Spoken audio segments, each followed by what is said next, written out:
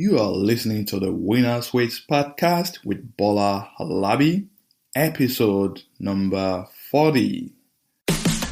Would you like to win and achieve success at what you do?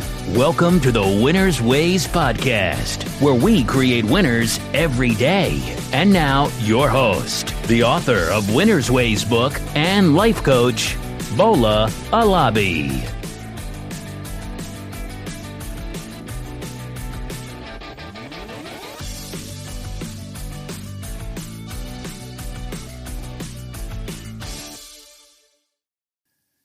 Last week, we started a series about how to stay passionate at your job. We were able to identify 3 categories of people: the passion pursuer, the passion snubs, and the passion builders. If you are here to listen to that episode, please go back and check out episode 39 to learn more. We said that the passion pursuer are those people that are able to connect purpose with their job, and they do it happily.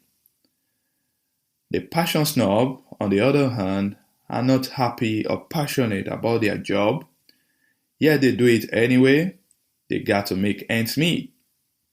And we said that the passion builders are initially may not be happy about their job, but they understand that no situation is permanent. They decide that rather than being unhappy with what they do, they will develop skills that will help them to excel in their job, and they find something that they can still enjoy about the job. So you've got to check out episode 39 to get a full gist. You know I'm not a fan of Thank God It's Friday or Oh God It's Monday. I'm working to get unsatisfied employee to be happy about their job so that they can make money and enjoy their money. I want you to live each day to your maximum. I want you to be happy doing what you do. And to do that, you've got to stay passionate about your job. And so today, we'll be discussing how to stay passionate at work. I believe that in every bad situation, there can be some little bit of good things hiding somewhere. You only have to look around to discover them. In that job that you are not happy about today, there may be some things you may enjoy if you look hard enough. Otherwise, why is it that if you have 2 people employed in the same role, in the same company, one person may be happy and the other person may not? That's because this unhappy person is yet to find purpose, is yet to connect passion with that job. I once had a job that required me to travel all around the States for a long stretch of time. I did not enjoy those travel then because of the locations that I had to travel to are always remote places. Well, what did I do? I decided to find that little bit of good things about my regular travels. For example, I could brag about the number of states I've been to. I get to claim hotel loyalty rewards, which I later use for vacation, my personal vacation. I got to claim airline mileage rewards, and I get more money when I travel then, because the company actually take care of my daily expenses while traveling. So those things kept me motivated. I would not focus on the location, but on the reward that I would get as a result of traveling. So what did I do? I found creative ways to stay passionate in that temporary situation. So today's episode will get you, if you are a passion snob, will help you to find ways to become a passion pursuer. And for passion builder, it will keep you motivated so that you can find more creative ways to stay passionate at your job. In this episode, I want you to identify ways you can develop a passion for what you don't so much enjoy. We said that in real life, not everyone get to choose where they work. Not everyone get to say, oh, I'm not going to work here because people need money. The pressure to survive, the need to make ends meet means that we got to do whatever we need to do to take care of ourselves and families. So this episode, I will share 7 creative ways to stay passionate at work. 7 creative ways you can stay passionate at work. The first one is you need to identify the purpose of your role. For my case, if you go back to episode 39, I told you that I stepped up in my church to sing and the choir. I did this because I knew that a church without choir is not really complete. I needed to step up and build a passion for singing in order to help contribute my quota to the growth of my church. Are you in a position today that you are not so excited about? Find the purpose of why you are hired. Is it because you need to make more sales so that your company can make more money? Is it to help the company to design its new line of products that will solve specific challenges for humanity? Whatever the case may be, you need to understand your input on your organization. You need to know why you were hired, and you must have a sense of teamwork and know that if you are not doing your best job, it can impact the overall performance of your team. So identify a purpose at work, and it will help you to stay motivated so that you can be committed and be excited about your job. So that's the first step. Identify the purpose in your role. Number 2, you need to understand that the situation you are in today can be temporary. What do I mean by that? If you are currently working in a job that you are not passionate about, I need you to ensure that it did not become a permanent situation. You cannot live your life at the fullest potential if you are constantly working at a job you are not so much passionate about, or a job that you are not happy about at all. So make it temporary by working on getting a better position, by working to get a new job, by working to change that company. Please make it temporary. Don't be permanent in a situation you are not happy about. That's number 2. Understand that it can be temporary. Now, number 3, build needed skills to excel. You found yourself in a position that you are not passionate about. You need to do everything that you can to learn as much as you can so that you can acquire skills that will help you to succeed in that role. And you got to find something else that you can enjoy and be more productive at. Let me give you an example. When I used to travel to those remote locations, I consider it an opportunity to meet new people from time to time. I learned the skills of connecting and interacting with people. And later in my career, those new skills of connecting and interacting with people became useful because I found myself in a position that involved regular interaction with clients. And if you are not able to interact effectively, if you are not able to connect with your clients, there's no way you will be successful at that job. So the skills that I learned on the job that I was not passionate about actually helped me to connect with my customer in a new role that I found myself. So build some skills in that position is the message that I'm passing across here. Find something that you can learn, some skills that will help you in future.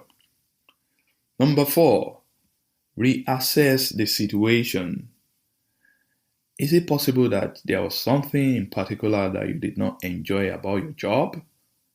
Is there anything you can do to take out that particular thing that you don't enjoy? Another example, let's say you are employed by Walmart to work as a cashier at the checkout point, but you do not like this particular role. You should try other positions within Walmart. You can check if you can become a sales associate. That's by helping customers find what they want. You can check if you can enjoy it to be a stocker, those that keep shelves stocked for customers. The point here is that you need to identify what you don't like and find ways of doing less of those things that you don't like and move towards doing more of the things that you consider enjoyable. That way, you'll be able to work and stay passionate at your work. Number 5, embrace the challenges. So why are you not enjoying your job? Was it because of the difficulties? Was it because of the challenges? Was it tough?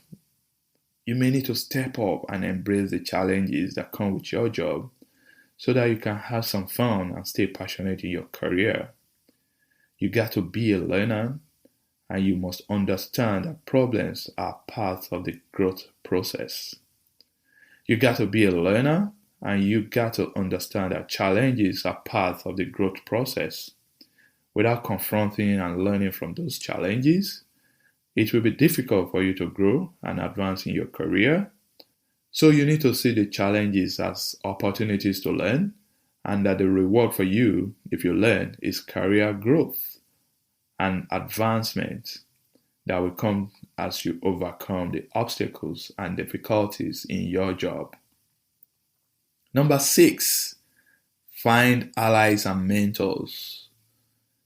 Is your work a friendly place? Maybe you need to find friends and allies at work. Do you need to develop a friendly relationship with other colleagues? You can find mentors at work that can guide you on how best to maximize your potential and enjoy your work. So what you can do is connect with other people that seem happy about their job, learn what they are doing, and you can also adopt their practices. Having allies at work will help you to develop the necessary relationship and build the essential network that you can share pains and struggles together with, and of course, that you can also share your success story with. This message here is that you need to find some sweet spots at work that will make the place more interesting to go. Number 7, be bold and quit. There's a common saying that winners don't quit. I'm the person that always encourages people to persevere. While I consider perseverance as a great skill, I also believe that knowing when to quit is a useful attribute to possess. Is the job situation not improving? You have tried all the suggestions above, and nothing seems to be working. I would rather have a happy quitter than a sad winner on my team any day. If you are not happy and passionate about your work, then you should be bold enough to leave and look for something new to do. I have a friend that had been working a particular role for 15 years. She had been in the same position for 13 of the 15 years. She had been stagnant for 13 years. She had not been promoted or given any new assignment. She had the same set of furniture in her office as she had when she first joined the company 15 years earlier. She always dreads Mondays, and happiness only comes to her towards Friday afternoons. She was in a constant sad and depressed state. I had the opportunity to chat with her, and I told her the same message. I worked with her to see if she can rejuvenate her career, but she couldn't just find a way of connecting passion and purpose at that role. She took this last step. She left the job, and today she's happy and she's working in a thriving environment. So the message is, if you are not happy and you are not able to connect purpose and passion to where you work, do the next right thing. Be bold and quit. And that's where I'll be wrapping up today. But before closing, I'll leave with this message. Many people go to work that they are not passionate about. They work for a living without actually living. They are in a constant sad state and are only happy on weekends. I don't want you to live your life that way. I want you to thrive and grow in your career. The only way to do it is to connect purpose with your work and do your job so passionately that you are ready to go the next day. That's the way to live to your fullest potential. That's the way you can say work is fun. And that's where I'm ending this show for today. I hope I've been able to serve you today. I want you to live to your full potential and win in every areas of your life. Please leave me a comment and rate this podcast. You know my mission is to create more winners in the world. Let's do it together. Subscribe to my podcast and newsletter so that we can stay connected. Till next week again, now go win. This episode of Winner's Ways podcast has come to a close. We hope you enjoy and learn something from today's show. We want you to win and excel in all areas of your life, and we regularly explore and share information with our listeners to empower them to win. Be sure to subscribe to our podcast for more tips and strategies to help you find the success that you've always dreamt of. And don't forget to rate and review so that we can continue to bring you more podcast episodes to empower you. We will love to have you again next week. Now, keep winning.